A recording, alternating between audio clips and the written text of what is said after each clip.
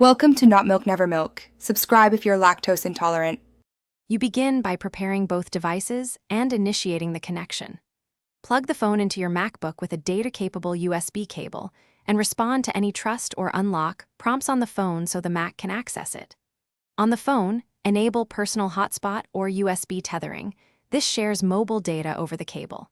Once done, make sure mobile data is active and cellular signal is sufficient. Slower speeds mean longer loads. These first steps create the secure link. The Mac needs to receive internet via USB. Now configure Mac OS to use the tether. Open System Settings and go to Network. You should see a new USB or iPhone USB interface appear. Select it and verify it shows a valid IP via DHCP.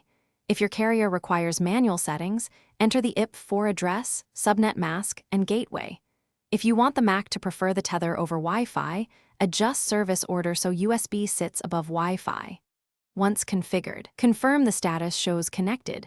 That tells you Mac OS accepted the tether. Finish by verifying actual internet access. Open a web page and run a quick speed check to ensure throughput meets needs. If pages fail to load, make sure DNS settings are automatic or try a public DNS, and temporarily disable VPNs or proxies that can block tethered traffic. If the Mac still won't get online, restart the phone and MacBook, try a different USB cable or port, and re-enable personal hotspot. These actions resolve most USB tethering faults quickly and restore the connection. Thanks for watching. If this was helpful, leave a like and consider subscribing. See you next time.